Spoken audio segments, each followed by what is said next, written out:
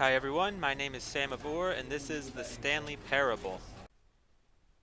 This is the story of a man named Stanley.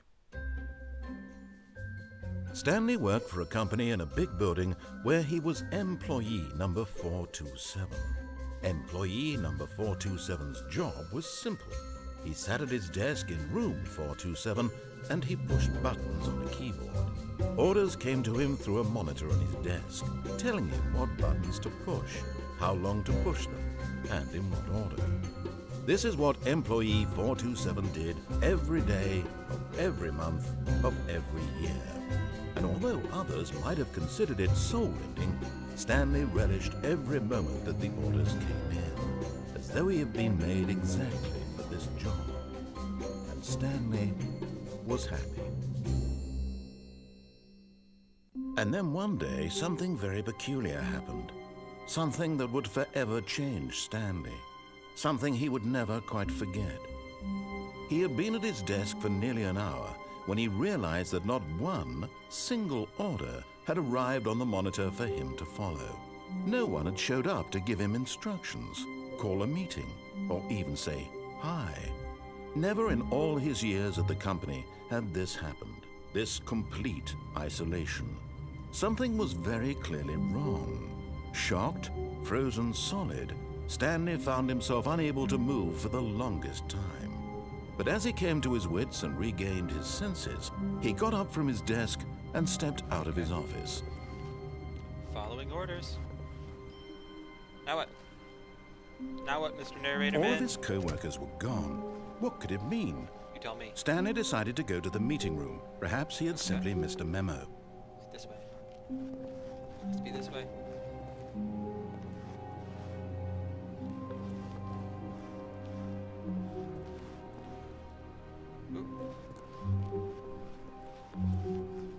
When Stanley came to a set of two open doors, he entered the door on his left. Alright.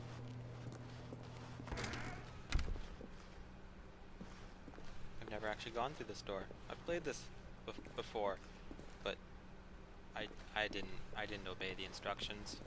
Yet there was not a single person here either. Feeling a wave of disbelief, Stanley decided to go up to his boss's office, hoping he Whiteboard might manager. find an answer there. Nice. Tomorrow, complete today's unfinished agenda items. Write next day's agenda items. Reflect.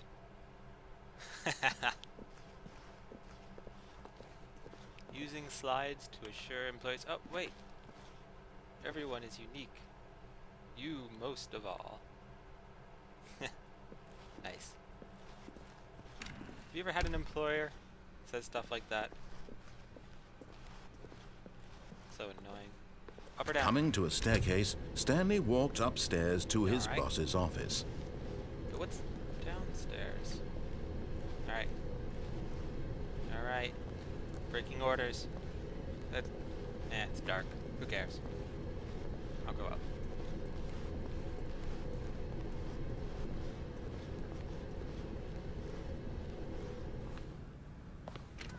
This is a nice office.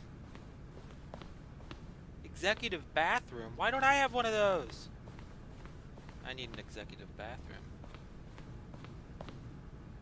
Actually, I just need books. Stepping into his manager's office, Stanley was once How many again books do you have at home? stunned to discover not an indication of any human life. Shocked, unraveled, Stanley wondered in disbelief who orchestrated this, what dark secret was being held from him. What he could not have known was that the keypad behind the boss's desk guarded the terrible truth that his boss had been keeping from him. And so the boss had assigned it an extra secret PIN number, 2845. But of course, Stanley couldn't possibly have known this. Oh, of course not. How? What was it?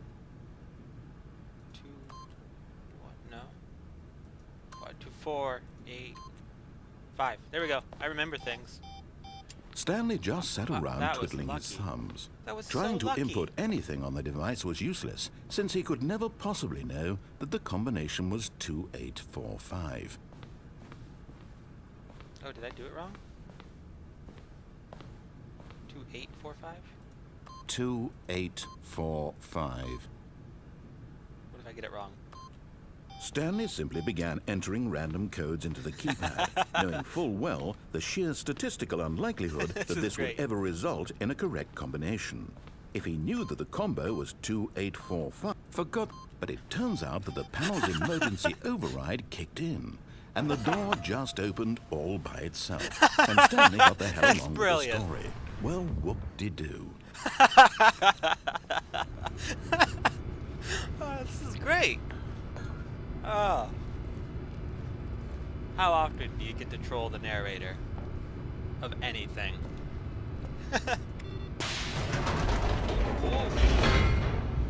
Ooh, that's scary. Oh, this is like one of those really old elevators. Oh, loading. Descending deeper into the building, Stanley realized he felt a bit peculiar. It was a stirring of emotion in his chest, as though he felt more free to think for himself, to question the nature of his job. Why did he feel this now, when for years it had never occurred to him? This question would not go unanswered for long. Okay.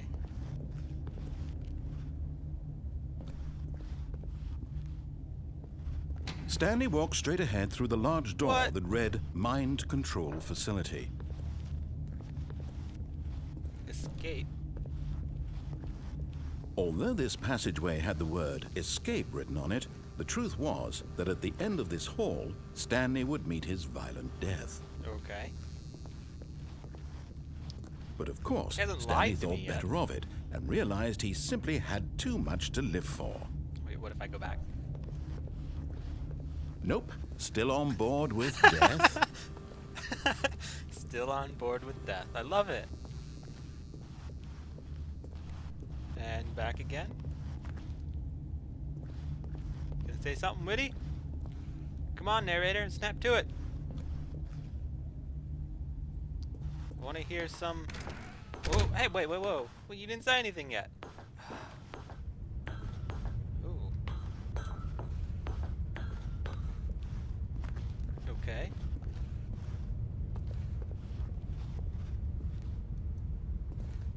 All right. What's this? The lights rose on an enormous room packed with television screens. What horrible secret did this place hold? Stanley thought to himself. Did he have the strength to find out?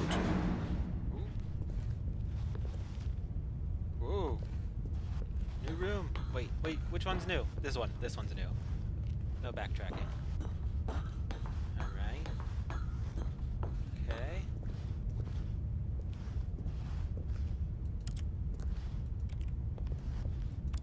Just want to interact with my surroundings. Now, mustn't be too picky.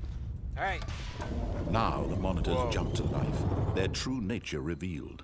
Each bore the number of an employee in the building, Stanley's That's where this co-workers. comes in. The lives of so many individuals reduced to images on a screen, and Stanley, one of them, eternally monitored in this place where Where am I? freedom meant nothing.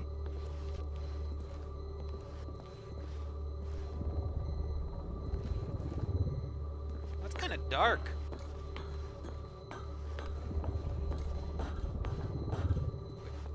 Which number am I? 427, 274, 247, 427. Ah, whatever. Can't be bothered to look. This mind control facility, it was too horrible to believe. It couldn't be true. Had Stanley really been under someone's control all this time? Was this the only reason he was happy with his boring job? That his emotions had been manipulated to accept it blindly? Can I jump off here? I can't jump. Rats. Alright. Nowhere to go but up. No. He refused to believe it. He couldn't accept it. His own life in someone else's control? Never. It was unthinkable, wasn't it? Was it even possible? Had he truly spent his entire life utterly blind to the world? Most likely, yeah, actually. But here was the proof. The heart of the operation. Controls labeled with emotions. Happy, or sad, or content.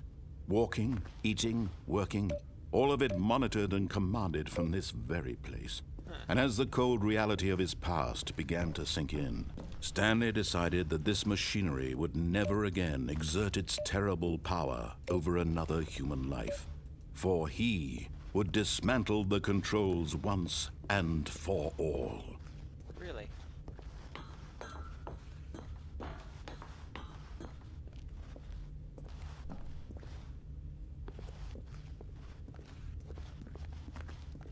It's an interesting theory. How do I go about doing that? Where do I go? What do I do? Let's go up here.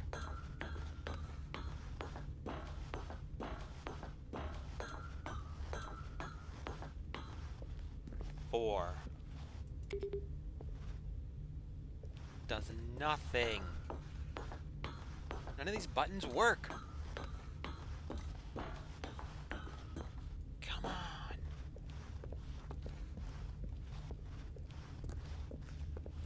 One. No. Two. No.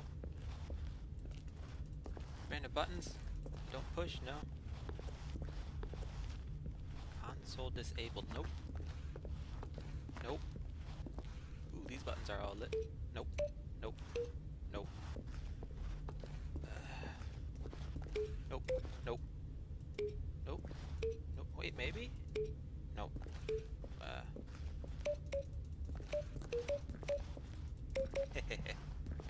What's down there? I want to go down there. It's all red and glowy. That's never a bad sign. Ever. Does nothing. Alright, nowhere to go but the power facility. Can I push this? No. How about 5? Nope. Thought 5 must get 3. Where's 3? It's the only one I haven't pushed. Yeah, screw it. Alright. Well, this really is a mind control facility. Mind controls idle, awaiting input. Alright. And when at last he found the source of the room's power, he knew it was his duty, his obligation, to put an end to this horrible place and to everything it stood for. Ooh. I can turn it off. Or I can use it. I applaud your effort, I really do. What a shame we have so little time left. Do you have any idea what your purpose in this place is?